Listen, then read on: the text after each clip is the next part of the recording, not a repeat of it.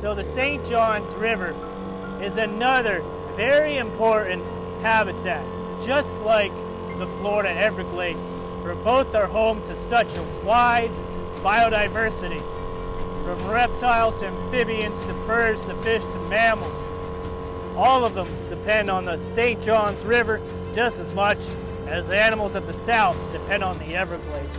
Now, both are under serious threat from human society, from the human species. And on this adventure, I really dove in to the problem of understanding how we can coexist with such an apex predator. I went and met with folks at the Central Florida Animal Reserve. I went into the heart of the remaining Florida wilderness with my good, faithful companion, Jameson. And what I came home with was a story I'm excited to tell you, and it's a story of hope. It's a story of a new dawn. The past is the past. What we've done in the past has been horrible. We have to accept that, and we have to move on. Such an adventure down in South Florida. It was wild weather, it was a wild adventure, and it ignited a wild fire in my heart. It's kind of, sad to come home empty-handed, and I was able to find someone who actually has trail cams down right where Jameson and I were. He shared something with me that I'm sure will be some of the most mind-blowing images I've ever seen in my life. These are images I haven't got a chance to see yet. I don't want to wait any longer. I've got them sitting right here beside me. Here's the footage of these gorgeous cats.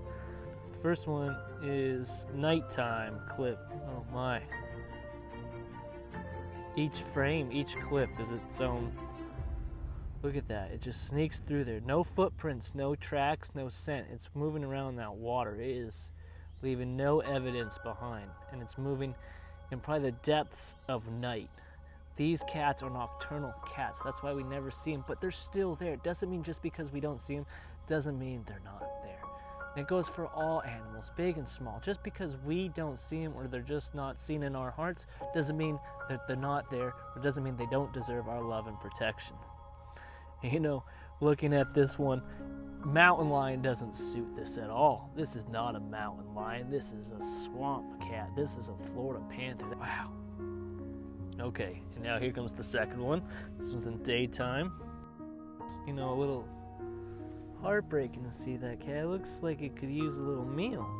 Looks a little skinny. It's probably within healthy standards, but that is one of the greatest losses for the Florida panther is the food. There's just no more food to feed these cats, particularly the raccoons. You see, that's where the pythons really come in. The pythons, they have eaten basically all the mammals. And the irony is we've got loads of them up here. We've got raccoons, hares, possums, so much panther food, and we've got no pythons.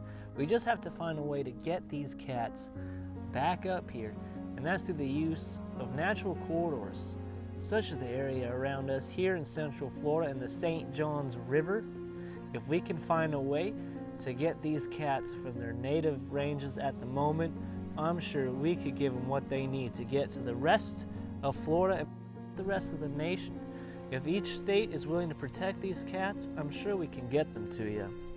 But look at this poor cat up to its ankles. I know tigers love water, but I don't think panthers are so fond of it. Those pads are so sensitive in the claws. And so this whole thing just circles back to Hippo, Mr. E.O. Wilson's great acronym. If you can find a way to bring Hippo into your life and help find ways to find personal solutions within each region, all in all, the balancing is really, really out of whack right now. And if we all take a little initiative in all those areas, it doesn't have to be a lot, but if we all take a little, we can start saving species like the Florida panther, we can start saving our planet, and we can really, really move out of the dark ages that I feel like we're slipping into, and into a light that humanity and this planet has never seen before. And for the sake of the cats in these videos and the cats I didn't get to see, I think we should really, really try, and I think we should all try together. Anyways, you know, this is only another story of what has been the ultimate summit, and we're not done yet. We're going to finish this up by talking about the state's most prehistoric predator, a group of predators that have lurked around Florida for epic millions of years. The shark. Let's go.